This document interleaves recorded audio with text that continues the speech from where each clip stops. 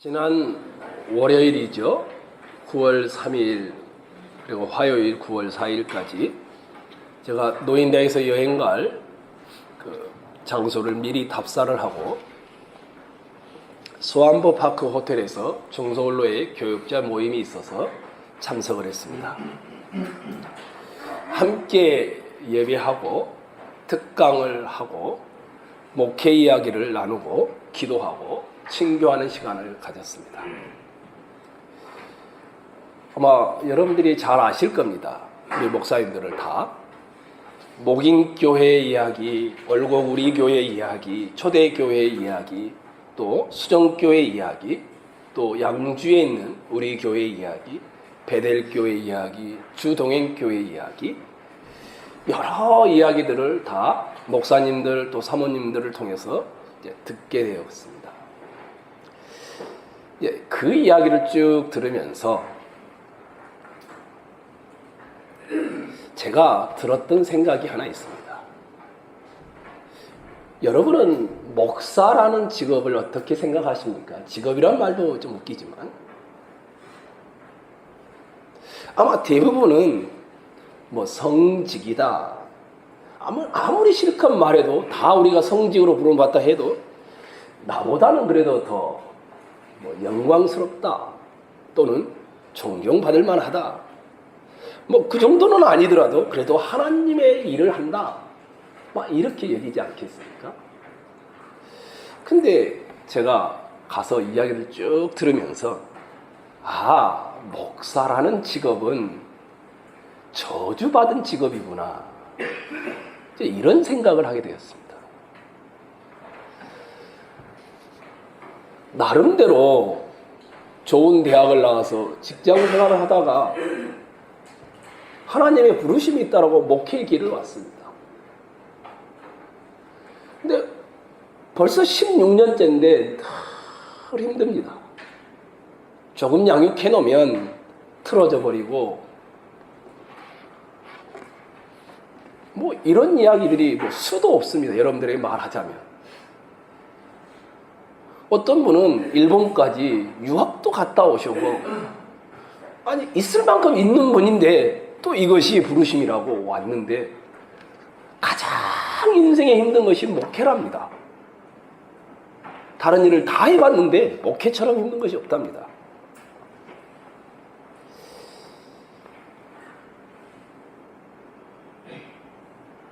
그러면서 저분들의 이야기를 쭉 들으니까 목사는 저주받은 직업이구나 이런 생각을 하게 됐습니다. 한번 여러분이 생각을 해보십시오. 자기가 직업을 선택을 했는데 최소한 행복하고 최소한 좋아하고 최소한 성공이 또는 성장이 무언가 열매가 거두어지고 그러지 않는 직업을 선택할 만한 사람이 누가 있겠습니까? 그렇죠? 근데 이 목사님들의 이야기를 들으니까 다 실패한 이야기밖에 없습니다. 저분들은 참 불쌍하다 이런 생각을 했어요. 게다가 목사가 저주받은 직업이라는 말을 하는 또 다른 이유가 있습니다. 제가 일주일에 최소한 설교를 8번 합니다.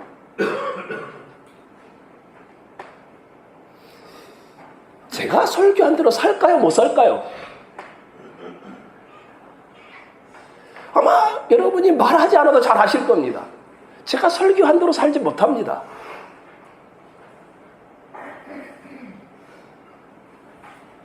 이게 나를 향하여 설교하고 있는데 그 설교도 내가 살지 못하니까 이것처럼 불행한 일이 어디 있습니까?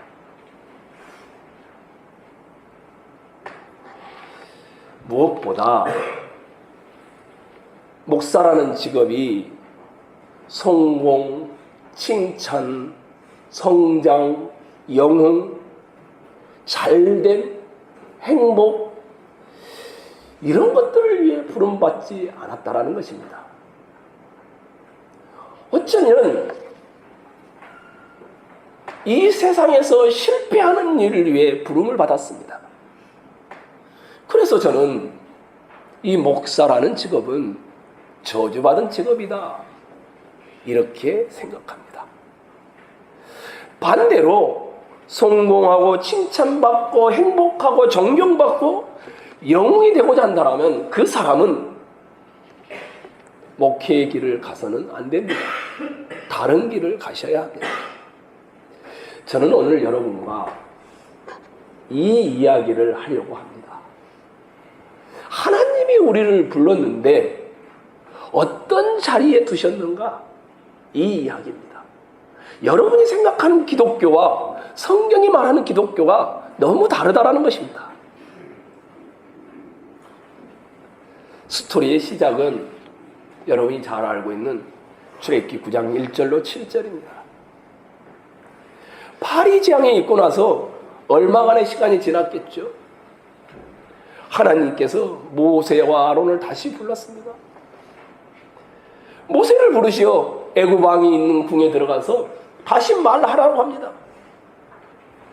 모세의 입에 주어진 말씀은 전에 주었던 말씀과 똑같습니다. 내 백성을 보내라. 그들이 나를 섬길 것이니라. 당신이 만약에 보내기를 거절하면, 억지로 잡아두면 여호와의 손이 들에 있는 애굽의 모든 가축들, 재상 목록, 이루라고 생각하는 그 모든 것들 위에 전염병이 돌게 하여, 지금 메리스가 또 우리나라에서 나왔다 하죠. 그렇게 하여서 다 죽게 만들겠다. 그런데 이스라엘 백성이 거주하고 있는 고센 땅에는 가축이 하나도 죽지 않을 것이다. 내일 재앙이 임할 것이다. 이렇게 모세가 바로에 가서 말하라고 합니다. 모세가 바로에 갔는지 안 갔는지 우리는 알지요. 왜냐하면 전염병의 재앙이 애굽인들의 모든 가축을 다 죽여버렸습니다. 이스라엘 가축은 하나도 죽지 않았습니다. 바로가 진짜인지 아닌지를 확인하기 위해 자기 신하를 보냅니다. 보냈더니 확인하고는 마음이 강팍해졌더라. 이게 스토리의 전체 내용입니다. 우리는 그 중에서 지난주에 뭘 보았습니까? 하나님이 애굽인들의 가장 중요한 재산 목록인 가축, 말, 소, 낙타, 약대, 국가적으로도 사회적으로도 개인적으로도 가장 중요한 것을 하나님이 다 쳐버립니다. 뭘 보여주는 거라고 했습니까? 그들의 소유물을 치심으로 너희의 소유물은 이런 것들이 되어서는 안 되고 하나님 나 자신이 되어야 한다는 것을 메시지를 주는 것이었습니다. 우리는 삭개오를 통해서 보았죠. 돈에 미쳐 사는 삭개오. 돈을 위해서라면 사람들의 평가도 아랑곳하지 않고 살아왔던 그 삭개오가 주님을 만남으로 돈은 자기에게서 흘러갈 뿐이지 더 이상 돈이 자기 하나님이 되지 않았다라는 사실을 보았습니다. 오늘은 여러분과 함께 아까 말씀했던 우리를 왜 부르셨는가 본문을 통하여 보고자 합니다. 이 재앙은 10번의 재앙 중에 5번째 재앙입니다. 그 전에 이미 모세와 아론은 바로를 최소한 5번 이상을 만났습니다. 이 재앙은 악질 재앙이라고 옛날 성경에는 나와 있습니다. 지금은 돌림병이라고 했죠. 재앙이 임합니다. 근데 고센 땅에는 임하지 않습니다. 이렇게 말하는 재앙입니다. 그런데 1절을 한번 보십시오. 1절을 여러분이 한번 읽도록 하겠습니다. 1절 읽겠습니다. 시작. 여호와께서 모세에게 이르시되 바로에게 들어가서 이르게 이르라. 이웃 사람의 하나님 여호와께서 말씀하시기를 내 백성을 보내라. 그들이 나를 섬길 것이다. 참 재미있는 것은 하나님이 바로에게 꿈으로 말할 수도 있잖아요. 아니면 직접 나타나서 말할 수도 있잖아요. 근데 한 번도 그런 적이 없습니다. 항상 항상 모세와 아론을 통하여 바로에게 말을 합니다. 그 말의 내용이 뭐냐면 우리말 성경으로는 도저히 감잡을 수 없습니다. 여호와께서 모세에게 이르시되 그 다음에 뭐라고 됐습니까? 바로에게 들어가서. 이 들어가서라는 단어가 두 단어가 합쳐진 것입니다. 그리고 명령형입니다. 모세야, 너 들어가도 돼. 들어가지 않아도 돼. 이게 아닙니다. 너는 들어가서 들어가라. 그리고 말하라. 이 두 가지 명령이 함께 쓰여져 있습니다. 어디를 들어가란 말일까요? 바로가 있는 곳입니다. 바로가 있는 곳은 어디일까요? 왕궁입니다. 한번 생각해 보십시오. 하나님께서 모세에게 들어가라. 그리고 말하라. 히브리 사람의 하나님 여호와께서 말씀하시기를 내 백성을 내보내라. 그들이 나를 섬길 것이니라. 한 번도 아니고 이미 개구리 재앙 때, 파리 재앙 때 그렇게 말했다가 바로가 보내주겠다고 했었죠. 근데 재앙이 끝나자마자 바로가 마음을 다시 돌이켜버리죠. 이미 거절을 4번이나 했습니다. 아니 5번 한 거죠. 그런 바로가 있는 궁에, 그런 신하가 있는 왕궁에 다시 들어가라. 다시 들어가라. 그리고 말하라. 이거입니다. 모세는 어떨까요? 개구리 재앙과 파리 때 재앙을 통해서만도 바로의 의중을 이미 알아차리고 있습니다. 이 사람은 절대 이스라엘 사람들을 놔줄 사람이 아니라는 것을 압니다. 바로가 힘들 때 어떻게 합니까? 타협을 해왔죠. 야야, 좋다 예배해라. 근데 어디서 예배하라고 합니까? 애굽 땅에서 예배해라. 안 됩니다. 그랬더니 바로가 뭐라고 합니까? 좋다. 그럼 애굽 바로 벗어나는 광야에서 예배하고 바로 돌아와라. 적당히 하자. 타협이 왔었습니다. 그러니까 바로는 절대로 이스라엘 노예들을 놔줄 마음이 없는 겁니다. 왜 그렇습니까? 이스라엘이 가지고 있는 이 노동력이 만만치 않기 때문입니다. 그런데 하나님이 듣지도 않을 사람한테 다시 가서 말하라 명령한 겁니다. 왕궁으로 들어가서. 게다가 이때 상황을 한번 봐보십시오. 누가 갑질을 할 수 있습니까? 바로입니다. 모세에게 있어서 바로는 굉장히 위협적인 존재입니다. 왜냐하면 모세로 인해서 여러 가지 재앙들이 애굽에 미치고 있었기 때문에 모세에 대한 바로의 감정이 좋을 리가 없습니다. 이 다음 재앙 때는 뭐라고 하십니까? 바로가 너 한 번만 더 보이면 그때는 내가 즉시 죽여버린다. 감정이 좋을 리가 없습니다. 들어가는 것이 아니라 모세는 상황과 논리와 경험으로 보면 도망가야 합니다. 이미 도망간 전력도 있지 않습니까? 그런데 다시 왕궁으로 들어가라. 그리고 말하라. 이것도 괜찮습니다. 더 놀라운 것은 가서 전해야 될 메시지가 2절 봐보십시오. 2절과 3절 한번 읽을까요? 읽겠습니다. 시작.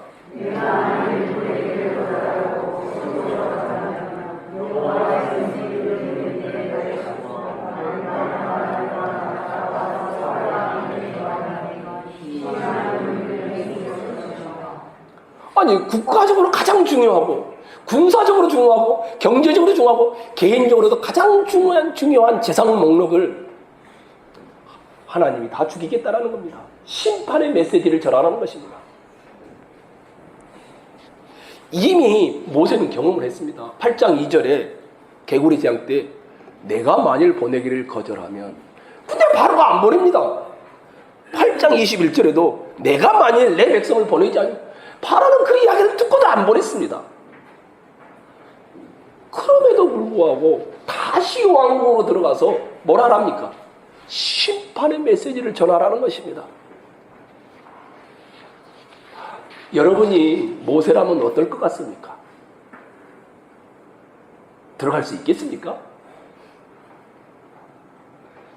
바로는 이스라엘 백성들을 보내기를 거절했습니다. 막대한 노동력의 상실이 애굽에 미칠 것을 알았기 때문입니다. 당시 애굽 사회에서 마치 우리나라에 와 있는 동남아 사람들과 똑같습니다. 한국 사람이 힘들고 하기 싫어하는 일들을 이 이스라엘의 노예들이 다 해줬습니다. 벽돌 굽는 일, 농사 짓는 일, 성을 만드는 일, 모든 일을 이 이스라엘의 노예들이 해줬습니다. 그런데 그들을 보내겠습니까? 국력의 크나큰 손실을 가져오는 것은 자명한 일이었습니다. 그래서 바로는 거듭되는 재앙에도 불구하고 마음을 굽히지 않았습니다. 그런데 이런 바로에게 심판의 메시지를 전하라고 합니다. 좋습니다. 이것도 괜찮습니다. 이 정도도 심판도 괜찮습니다. 다시 1절을 한번 봐보십시오. 바로의 심기를 얼마나 건드리는 말인지 1절 후반부입니다. 뭐라고 되어 있습니까? 그에게 이르라 히브리 사람의 하나님 여호와께서 말씀하시기를 내 백성은 누구의 백성입니까? 하나님의 백성을 말합니다. 이게 심기를 건드린 겁니다. 전에는 히브리 사람이라는 말을 거의 쓰지 않습니다. 7장 16절과 여기 쓰이고 있습니다.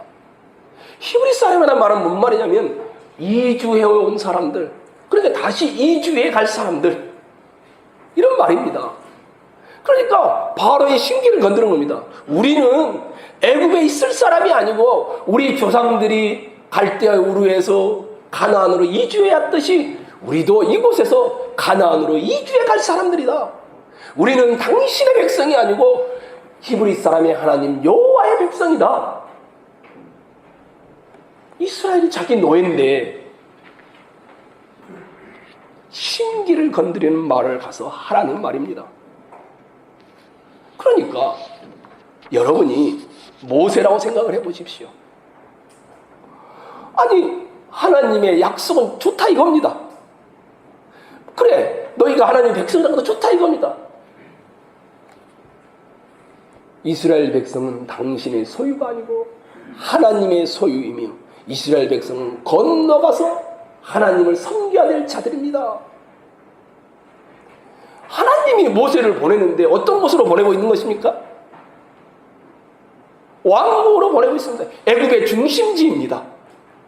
세상의 중심이 애굽이었고 그 애굽의 중심이 왕국이었습니다. 그러면 가서 환영해주고 칭찬받고 존경받고 찬사를 받고, 아니 그 정도는 아니어도 괜찮은데 행복해야 되지 않겠습니까? 근데 보내는 그 길이 성공의 길이 아닙니다. 성공과는 반대되는 심판과 실패의 길로 보내고 있습니다.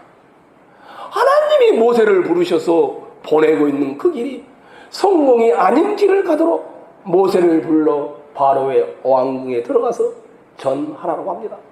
그것도 새로운 말씀도 아니고 개구리 제왕 때도 했던 말이고 바리 제왕 때도 똑같은 말씀을 했는데 이미 바로가 듣지 않았는데 다시 가서 전하라고 합니다.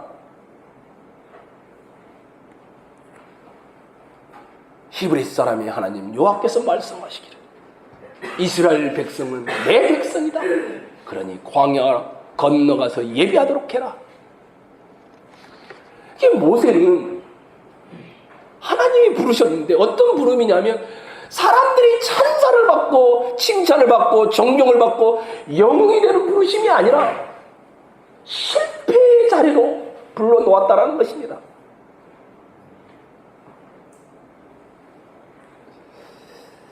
이것이 모세가 도망가지 않고 다시 들어가야 하는 상황인 것입니다. 이사야 선지자가 비싼 말을 합니다. 우리 이사야 6장을 한번 찾아가 보겠습니다. 이사야 6장입니다. 이사야가 구약에 있습니다. 이사야 6장. 옆에 분들 찾아주시면 좋겠습니다. 975페이지입니다.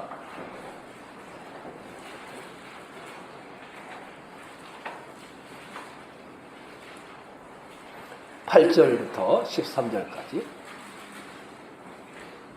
이사야서 6장 975페이지입니다. 한 절씩 읽겠습니다. 내가 또 주의 목소리를 들으니 주께서 이르시되 내가 누구를 보내며 누가 우리를 위하여 갈고 하시니 그때 내가 이르되 내가 여기 있나이다 나를 보내소서 하였더니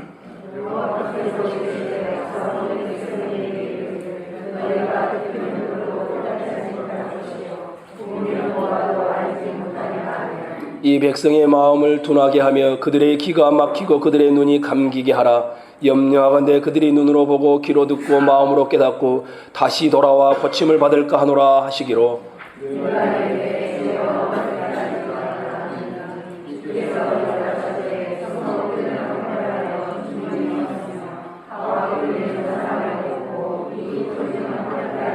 여호와께서 사람들을 멀리 옮기셔서 이 땅 가운데 황폐한 곳이 많을 때까지니라. 그 중에 10분의 1이 아직 남아있을지라도 이것도 황폐하게 될 것이나 밤나무와 상수리나무가 배임을 당하여도 그 그루터기는 남아있는 것 같이 거룩한 씨가 이 땅의 그루터기니라 하시더라. 하나님이 이사야 선지자를 찾아왔습니다. 그리고는 성전에서 이사야를 만나고 말합니다. 내가 누구를 보낼까? 누가 나를 위하여 갈고? 그랬더니 이사야가 말합니다. 무릎을 꿇고는 내가 여기 있나이다. 나를 보내소서. 그랬더니 하나님이 가라. 그런데 저들이 보기는 보아도 듣기는 들어도 깨닫지 못할 것이며 저희들이 못 알아들을 것이다. 한 걸음 더 나아갑니다. 그런데 혹시나 저들이 깨달을까봐 못 알아듣도록 돌이킬까봐 내가 겁난다. 이렇게 하면서 보냅니다.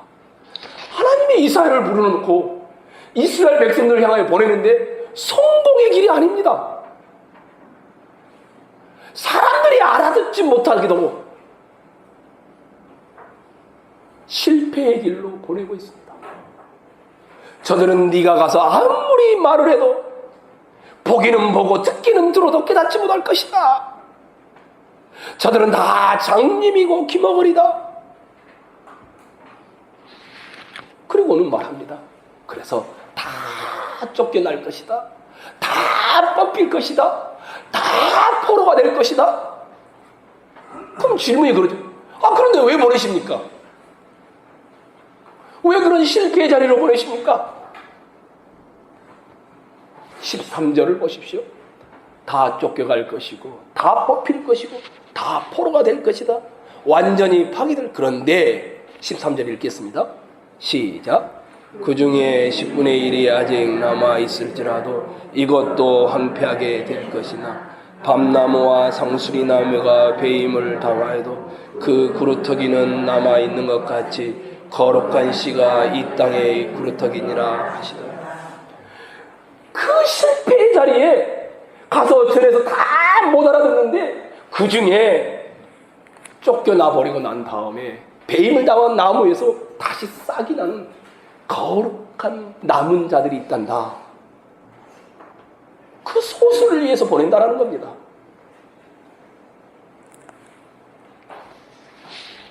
이렇게 말한 대로 북이스라엘은 완전히 망해버렸고요. 아예 사라져버렸습니다. 남유다도 바벨론의 포로가 되어서 가버리게 됩니다. 그런데 나중에 남은 자들이 돌아오게 되는 우리는 이 말씀이 그대로 이루어지는 것을 보게 됩니다. 실패를 위해서 이사야는 갑니다. 성공의 길이 아니고 찬사와 행복의 길이 아닌데 거기에 들어갑니다. 모세도 마찬가지였습니다. 다시 바로의 궁에 들어가서 말을 전해야 합니다. 하나님이 심판한다라고 자기가 부르심을 받은 곳에 서 있어야 합니다. 이 일을 위해서 갑니다. 이 둘만 그런 것이 아닙니다. 아까 서태기 집사님이 읽으셨던 고린도 후서 11장을 한번 가보겠습니다. 고린도 후서 11장입니다.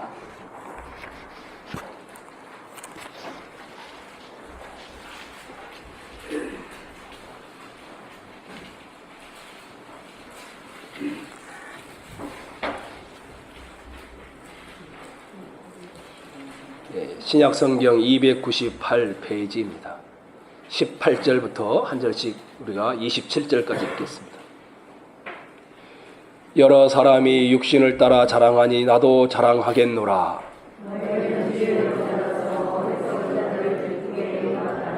누가 너희를 종으로 삼거나 잡아먹거나 빼앗거나 스스로 높이거나 뺨을 칠지라도 너희가 용납하는구나 하는도다.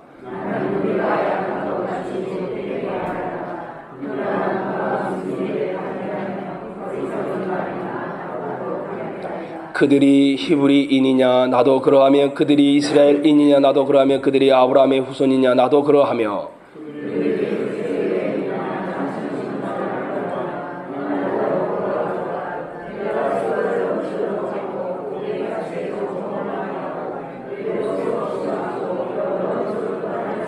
유대인에게 40에서 하나 감한매를 5번 맞았으며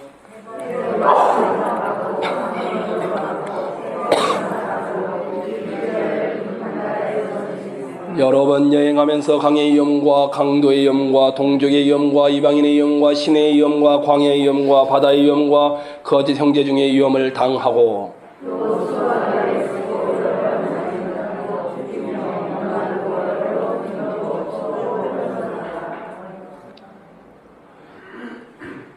고린도 교회 안에 말을 너무너무 잘하고 사역을 하면 열매가 있는 이런 사람들이 있거든. 근데 그런 사람이 바울을 보고는 저 사람은 가짜 사도야 이렇게 말을 하는 겁니다. 저 거짓 선지자야. 자기들은 이스라엘 사람이고 히브리 사람이고 아브라함의 후손이고 성공하는 겁니다. 열매가 많은 겁니다. 그게 사람들이 정말 능력이 있으니까 그 사람을 보면서 오 그러네. 근데 바울을 보니까 다 실패한 것 같은 겁니다. 바울이 가짜 아니야? 그러니까 바울이 뭐라고 하냐면 내가 어쩔 수 없이 내가 너희들한테 자랑을 하마. 그러면서 자랑하는 내용이 쭉 나와 있는 겁니다. 그런데 이 자랑하는 내용이 우리가 이해할 수 없는 내용입니다. 여러분이 만약에 이 내용을 이해한다면 여러분은 기독교가 무엇인지를 아는 겁니다. 너무너무 이상합니다. 자기가 하나님의 종이다라는 것을 자랑하는데 그 자랑의 내용이 뭐냐면 사도가 갇히고 매맞고 돌맞고 파선을 당했다. 말이 됩니까? 위대한 사도가 강의 위험과 광도의 위험과 동족의 위험과 이방인의 위험과 시내의 위험과 광야의 위험과 바다의 위험과 거짓 형제의 위험을 당했다고 말합니다. 그렇게 말하면 안 되죠. 왜 목마릅니까? 왜 굶습니까? 왜 헐벗습니까? 하나님의 시와 때를 따라서 능력을 부어서 잘 돼야 되죠. 고비 때마다 천사를 보내셔서 건져줘야 되지 않겠습니까? 채찍을 맞는데 하나도 안 아파. 하나님이 보호해가지고 쫙 하고 레이저로 막아줘가지고 이래야 되는 거 아니겠습니까? 먹을 것이 하나도 없는데 하나님이 까마귀를 통해서 딱 떨어뜨려 주는 겁니다. 근데 바울은 그렇지 않다고 합니다. 굶어 죽을 뻔한 일이 수도 없이 많았다고 합니다. 근데 자기가 실패한 이 내용을 자랑한다는 겁니다. 실패한 이 내용을. 제3자가 볼 때 사도 바울은 칭찬받을 만한 영광스러운 것은 하나도 없습니다. 신자가 아닌 사람들이 볼 때 더더욱 그러합니다. 아니, 복음을 전해들은, 바울을 통해서 복음을 전해든 고린도 교회 성도들이 볼 때도 저 정말 사도가 아닌 것 같아 의심할 정도였습니다. 그런데 사도 바울은 뭐라고 합니까? 이 길을 가서 내가 이렇게 실패했다, 그러니 나는 진짜 사도다, 이 말을 하고 있는 겁니다. 하나님이 우리를 부르셨습니다. 어떤 자리에 부르셨는가? 칭찬받고 존경받고 잘되고 성공하고 보장된 인생을 위해서 아니라는 겁니다. 모세가 실패의 자리로 들어갔습니다. 이사야가 듣지 않고 보지도 못하고 깨닫지도 못할 자리에 들어갔습니다. 사도 바울이 똑같습니다. 하나님은 우리를 어떻게 사용하기를 원하시는가? 한 알에 썩는 밀알이 되기를 원하십니다. 우리는 소자에게 물 한 그릇을 주는 그런 사람으로, 십자가를 지고 죽는 사람으로 우리는 부름을 받았습니다. 열매의 성공에 관계없이 우리는 실패의 자리에 있는 것입니다. 그런데 우리는 어떻게 합니까? 기독교는 어떻게 생각합니까? 다른 사람이 보란듯이 하나님이 출세의 길로 높여주기를 원합니다. 영광스러움을 위하여 부름받았다고 생각합니다. 성경은 우리에게 그렇게 말한 적이 한 번도 없습니다. 세상 사람들이 여러분 보고 말하죠. 하나님이 계시다면 어떻게 너한테 이런 일이 생기냐? 야, 네가 믿고 있는 하나님이 온 천지 만물의 주관자라며, 근데 예수 믿는 사람은 왜 저렇게 다 찌질하고 절절매고 사느냐? 이런 말을 듣고 열받죠. 그래서 우리는 어떻게 합니까? 내가 잘 돼가지고 내가 나한테 복수해주마. 성경은 우리에게 그런 이야기를 하지 않는다라는 겁니다. 사도 바울은 지금 내가 진짜다, 내가 진짜인 걸 뭘로 아느냐? 내가 자랑한다. 나는 실패했다, 고생했다, 아이들 표현하면 개망했다. 그런데 그래서 너희들을 얻은 것이다. 28절에 그렇게 되어 있습니다. 이외의 일은 고사하고 아직도 날마다 내 속에 눌리는 일이 있으니 곧 모든 교회를 위하여 염려하는 것이라. 누가 약하면 내가 약하지 아니하며 누가 실족하게 되면 내가 애타지 아니하더냐. 왜 이런 고생을 감수했는가 하면 그런 와중에 고린도 교회 성도 여러분을 내가 얻지 않았느냐, 이 이야기를 하고 있는 것입니다. 성도 여러분, 하나님이 여러분과 저를 다 부르셨습니다. 저는 저주받은 직업인 목사로 불렀습니다. 여러분들은 각자의 부르심을 따라 다 부름을 받았습니다. 성공, 존경, 칭찬, 영웅이 되는 길은 그리스도인이 가는 길이 아닙니다. 기독교인의 삶의 가장 중요한 것은 여러분이 썩어 죽음으로 옆에 있는 이웃이 그루터기 씨앗으로 자리 잡는 것입니다. 여러분은 이웃을 위하여 미랄이 되는 것이지 성공을 위하여 떵떵거리도록 부름받지 않았다는 것입니다. 우리 구루터기들이 우리 주변에 있을 것이기 때문에 여러분이 있는 가정에서, 여러분이 있는 직장에서, 여러분이 있는 사업장에서, 여러분이 만난 친구들 앞에서 미랄로 사는 것입니다. 십자가의 길을 가는 것입니다. 그때 하나님은 신비하게 망한 것 같은데 그 길에서 싹이 나게 하시는 겁니다. 우리는 이것을 위하여 부름받은 것입니다.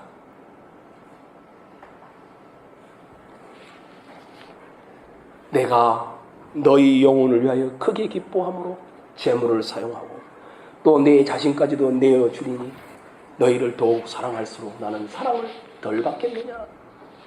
바울의 고린도후서 12장 15절의 고백입니다. 성도 여러분, 주님을 한번 봐보십시오. 주님이 어떻게 살았습니까? 칭찬과 존경과 영웅이 되고 아니지 않습니까?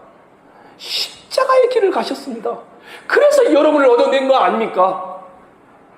바울이 어떻게 살았습니까? 아니 이사야가 어떤 물을 받았습니까? 모세가 왜 다시 왕궁으로 갑니까? 성공과 화려와 사람들의 존경이 있는 길이 아니었습니다. 그래서 저는 신앙인의 최고의 경지는 여러분이 있으므로 옆에 있는 이웃이 복을 받는 것입니다. 여러분, 이웃을 위하여 목숨을 버리십시오. 우린 이렇게 부름을 받았습니다. 주께서 여러분과 저를 위하여 기꺼이 십자가를 지심으로 목숨을 버리셨듯이 예수 그리스도의 십자가로 구원을 얻었고 우리를 하나님이 부르셔서 이 땅에 두신 이유가 잘 먹고 잘 살고 잘 입고가 아니라 여러분을 통하여 여러분의 이웃이 복을 누리는 것입니다.